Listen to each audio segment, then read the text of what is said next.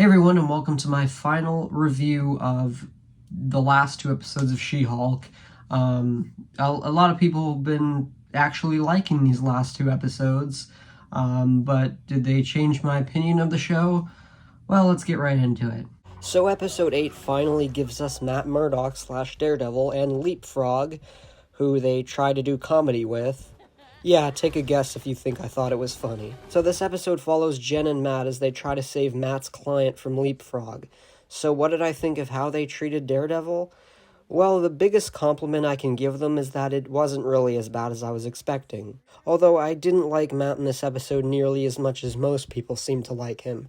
I feel like people are just so excited to finally see Daredevil that they don't even take into consideration how he was portrayed. Now hear me out. When they're in the courtroom and it was just Matt, I was totally fine with it. But when you see him in the suit, there's just something about him that feels off. Now don't get me wrong, I understand that it's been a while since we've seen him in the MCU, not counting No Way Home, and I understand that he might be a little different. He definitely seems in higher spirits, and I'm not saying there's anything wrong with that, but it's certain lines he says in this episode that make him seem off. Like when he says, "I'm Daredevil." I haven't heard any complaints about that line yet, but I hate the way he says it. People seem to be more focused on the fact that his theme plays in the background than anything else. Newsflash! The reason why we love the character is because of the way he was portrayed in the Netflix show, not because he's just some cool-looking superhero. Again, I'm not saying his character is completely shit in this episode. Like I said, they didn't portray him as badly as I thought they were going to. And just because Daredevil is in this episode doesn't mean it's a perfect show, like all of a sudden it's a 10 out of 10. Also, I really hated that he ends up banging She-Hulk at the end of the episode.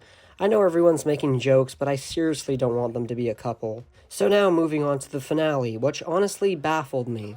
So the finale pretty much started out how we all expected. The villain Hulk King is revealed to be one of Jen's past dates, and he uses Jen's blood to turn himself into a Hulk, while Titania and Abomination show up, and Bruce shows up and tries to fight Abomination, which is honestly just hilarious to see, especially compared to how they looked in The Incredible Hulk 14 years ago. But then Jen decides she doesn't like this finale and goes into the real world to Marvel Studios and talks to Kevin, who we think is Kevin Feige, but it turns out it's an AI named Kevin. Basically, Jen tells the AI how shit the finale was and requesting certain things to happen instead. I honestly find this kind of hilarious. I mean, they are literally admitting everyone's problems with the MCU. It surprises me how Kevin Feige was okay with this finale. Anyway, we see Daredevil again, and I heard someone else mention this, and I agree. Matt just seems way too happy in this show. And I'm not saying Matt isn't allowed to be happy, but it's just such a drastic change from what we've seen of the character previously. Also, I know everyone has already complained about this, but my god does Scar look terrible. And this is coming from someone who hasn't even read the Hulk comics. Now, like I said, there's a lot of people who actually really liked the finale and episode 8. I really have to disagree. I mean, I really don't see what it is about those last two episodes that suddenly made the show good. I have a feeling it was Daredevil. I can't speak for everyone, but it seems to me that the only reason people like episode 8 is because Daredevil's in it, and the only reason people like episode 9 is because, you know, of the meta humor that they put in there. And it's like, I just kind of felt more of the same with these last two episodes. They really did not change my opinion. In fact, I kind of hate the show even more because of these last two episodes. I think Daredevil could have been treated a lot better.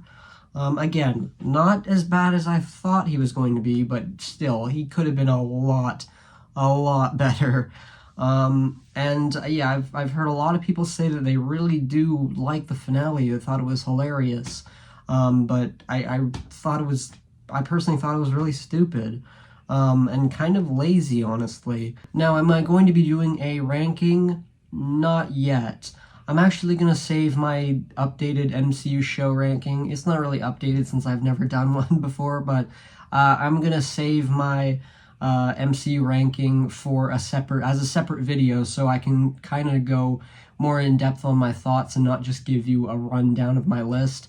That way you can also get my thoughts on shows that I've never even talked about, like Moon Knight, Loki, WandaVision, Falcon the Winter Soldier, Hawkeye, you know, those shows. What If, Miss Marvel. But I can tell you right now that She-Hulk Attorney at Law is not a good show, and it's going to be pretty low on my list. So yeah, I look forward to my MCU show ranking, which is not going to be my next review. It's not going to come till probably sometime later, because there's other videos and other things that I want to talk about before I get to that ranking. But yeah, what do you guys think about She-Hulk? These last 2 episodes and the show as a whole. Did you like the show? I friggin' hated it. It really was, I don't understand a lot of the praise that it's getting. There's even like people defending it, saying, oh, well, it's entirely accurate to the comics. It's like, well, just because something's accurate to the comics doesn't make it good automatically. So I hope you guys enjoyed this video, and I will see you guys in the next video. Have a good night.